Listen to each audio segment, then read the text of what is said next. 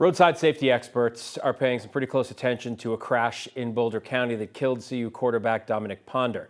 He died in a crash early Sunday morning, and Colorado State Patrol says he lost control of his Tesla on Baseline Road and went through a guardrail. You see it there on your screen. The car caught fire and the 23-year-old died. Thanks for joining us, everyone. I'm Phil Lipoff. I'm Kim Christensen. 9 News reporter Amanda Gilbert joins us now. And Amanda, this crash is getting some national attention. It is. The Buffalo's quarterback was just loved by his team. He played in 2 games last year, but his crash is also catching some researchers' attention who are worried guardrails just aren't keeping up with today's newer cars.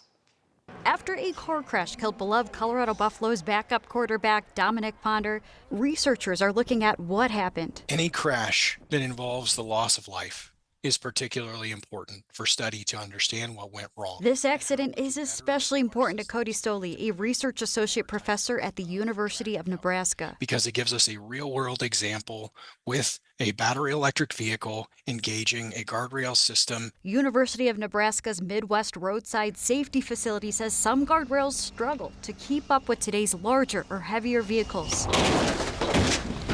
They demonstrated this with a Tesla Model 3 and a Rivian, which are generally heavier than gas-powered cars. Unfortunately, at a design speed of 62 miles per hour and an impact angle of 25 degrees, neither of the vehicles were contained by that guardrail system. The Tesla Model 3 is the same car Ponder was driving. And we do know also that battery electric vehicles have unique geometries, even some good safety features like frontal crashworthy safety features, which are very beneficial in vehicle-to-vehicle or vehicle-to-wall collisions, which may actually have a negative side effect when it comes to roadside safety systems. So Professor Stoley says people should not panic. Roadside safety crashes are very rare. Still, his team wants to figure out how and where to improve our roads. So they're not very common events, but when they occur, there is a need to gradually update our infrastructure to capture these vehicles. The research did say the guardrails involved in this crash were in relatively good condition, and this is not the fault of the road owners.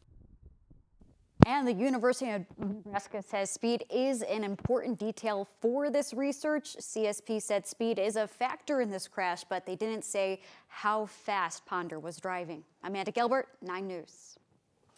All right, there's so much to consider on this. I know there's a lot we still don't know, but it's interesting what they're having to say. Thanks, Amanda. The district attorney who prosecuted Tina Peters says giving her clemency would be a, quote, gross injustice. Last night, Governor Polis gave his strongest sign yet that he will give Peters clemency. Peters is serving a 9-year prison sentence for a voting systems breach.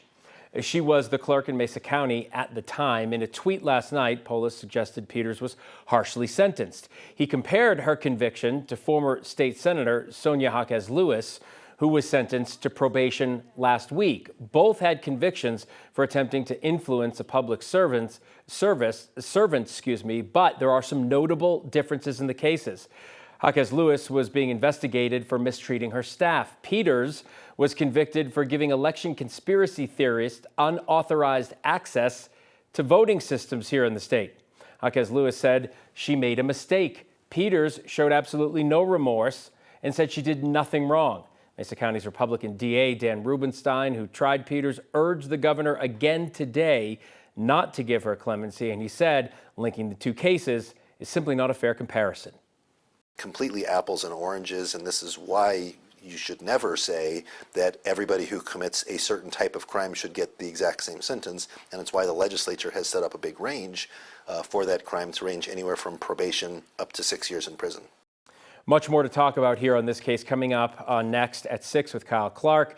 Kyle just spoke with Governor Polis. We're going to hear from the governor about his justification and why he is considering doing this. Plus, we are taking a deeper look into who else he's giving clemency to and what makes this case so unusual.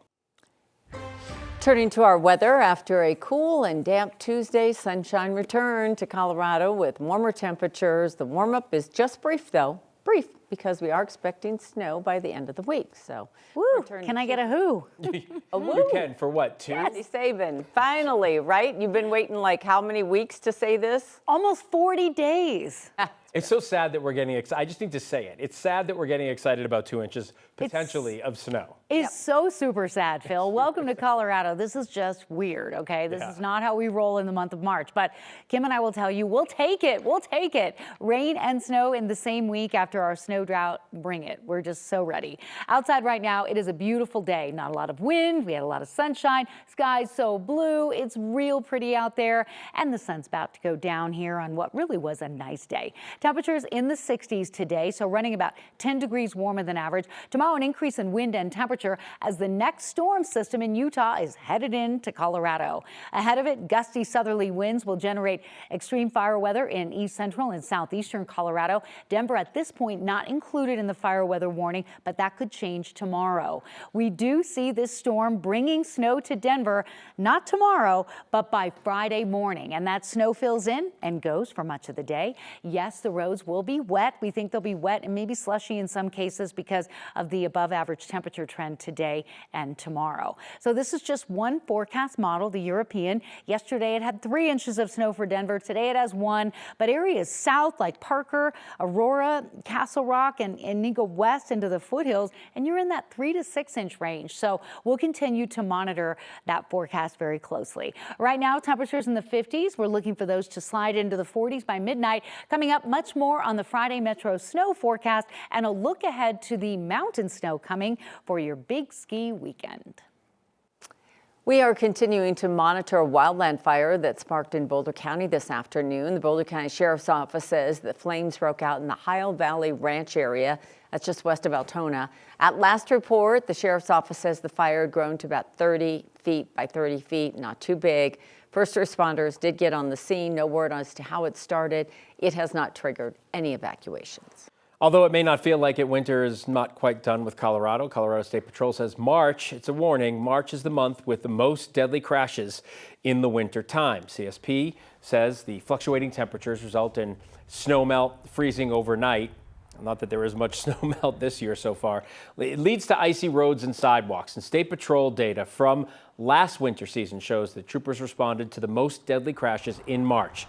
The agency says people driving at a high rate of speed is to blame for most of the crashes. Impaired driving caused most of the deadly crashes. Leaders of 2 cities are working to determine whether a traffic light should be installed at an intersection where a woman died 2 years ago and where her husband died on Monday.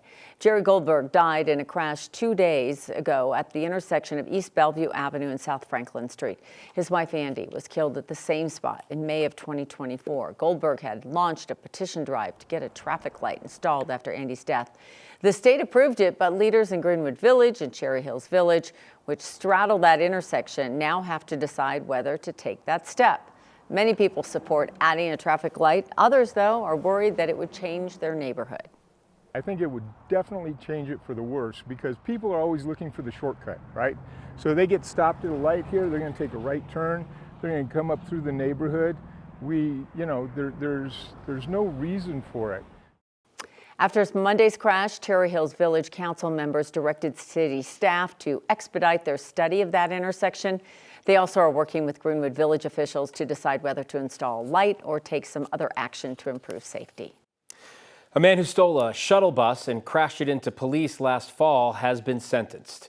The theft and crash happened last October.